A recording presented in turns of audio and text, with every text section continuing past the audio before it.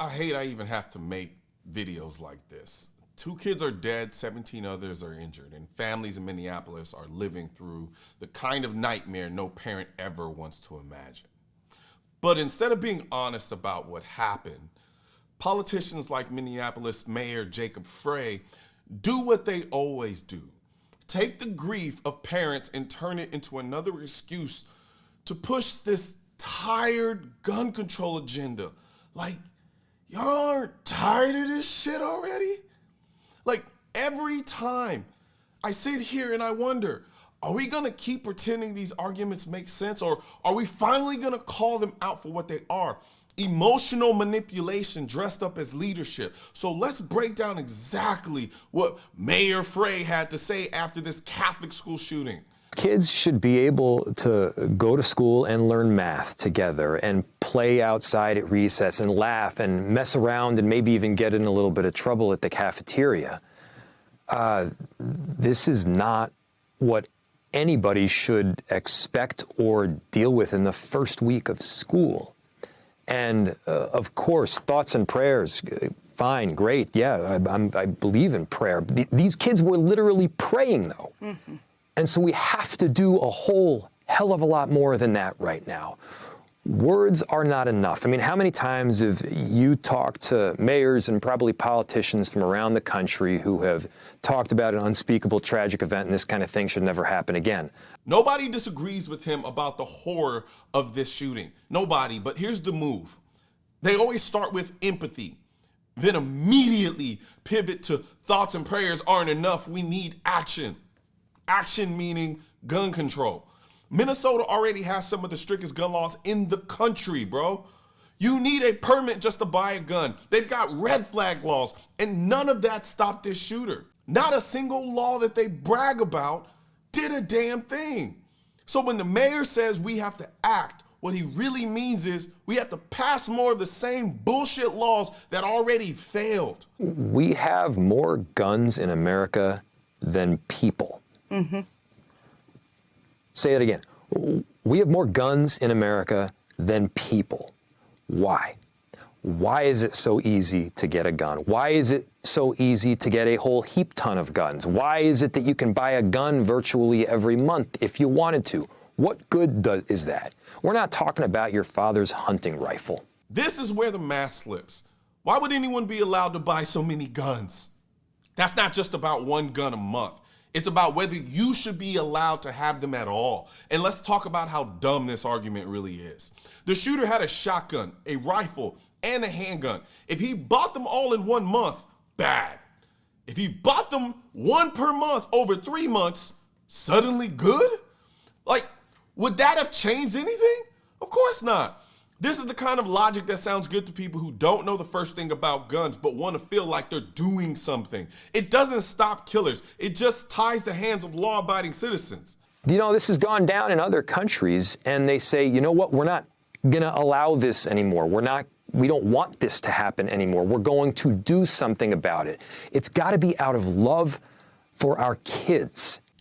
And then you get the other countries comparison. Australia, the UK, New Zealand, ban guns, problem solved. Except here's the part they leave out. We aren't Australia, we aren't the UK, we aren't New Zealand. We are the fucking United States of America. Stop fucking apologizing for it. We have the Second Amendment. It wasn't written so politicians could decide when and where you get to exercise it. It was written so politicians couldn't touch it at all. But notice the tactic, guilt. If you really love kids, you'd ban guns. What the f***? Think about how disgusting that is. This shooting happened at a Catholic school. You don't think some of those parents are conservatives and are gun owners? Do you think those parents didn't love their children? Do you think pro-Second Amendment families don't love their kids because they refuse to give up their rights? That's not compassion. That is emotional blackmail. Y'all do this every single time. In one 20-minute video, Westman flips through a disturbing handwritten manifesto. In the deranged writings, it states that Westman had been for several years, but wanted to take others out too. Westman goes on to gleefully fantasize about, quote, being that scary, horrible monster standing over those powerless kids, and inadvertently confesses admiration for the 2012 Sandy Hook massacre, as well as other mass shootings. Here's the reality. This was a disturbed, hate-filled person who wrote about killing kids, who idolized mass shooters, who openly fantasized about it. That's not a too many guns problem. That's a human evil problem. That's a mental health crisis. Minnesota's red flag laws didn't stop him. Permits to purchase didn't stop him. Gun-free school zones didn't stop him. All those laws politicians pat themselves on the back for, worthless when it counted.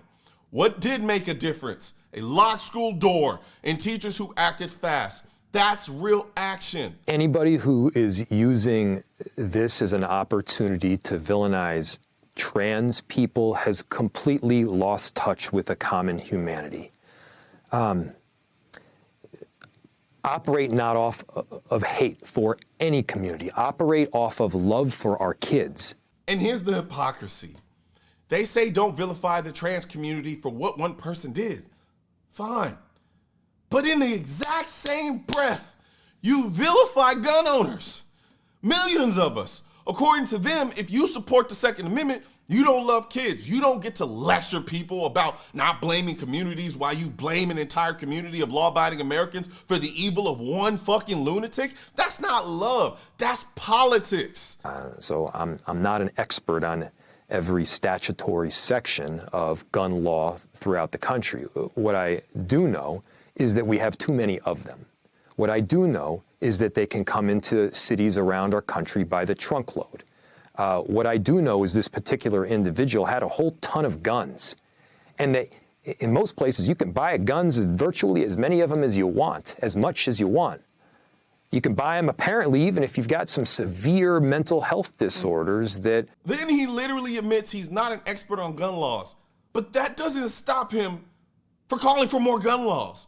See, that's the problem. They don't even understand the laws already in place, but they want to pile on more. And the too many guns argument, think about that. There are more guns than people.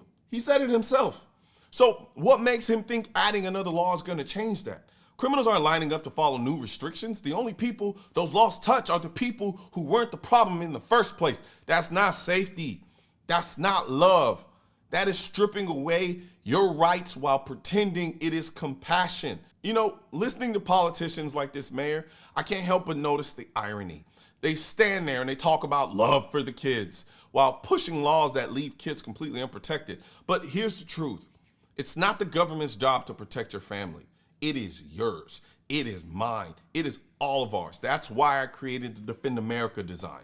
Because at the end of the day, the responsibility to protect this country and the people we love falls on us. Not a mayor, not a governor, not a politician hiding behind a podium. Though they want us to, because that gives them more power and control over us. But it's us, the people.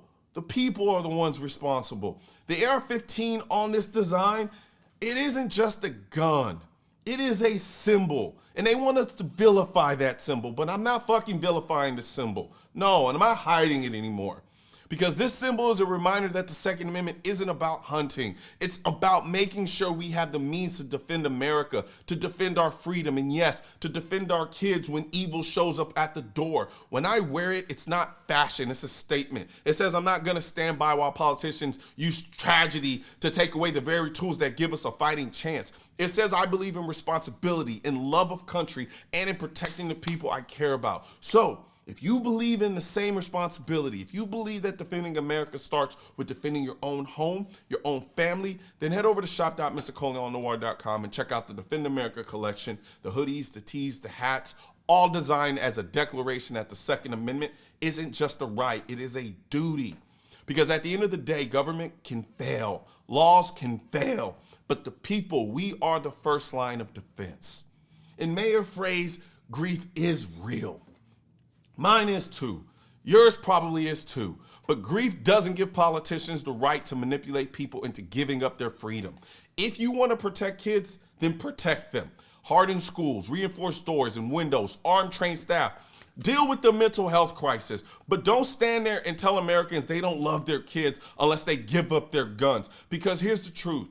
Laws didn't save those kids. Politicians didn't save those kids. Adults who acted in the moment. Those are the people that saved those kids. And as long as politicians keep using grief to push disarmament, I'll keep reminding people that defending America starts with us. One thing's for certain and two things are for sure. Politicians and tech giants don't want gun content to be recommended to you. And we're all fighting this culture war together. Now, you can help do your part by liking, commenting, subscribing to the channel, but most importantly, sharing this video with at least one person. Together, we can stop the suppression of our 2A rights. And don't forget to click the link in the description section of this video for the products that I mentioned in this video.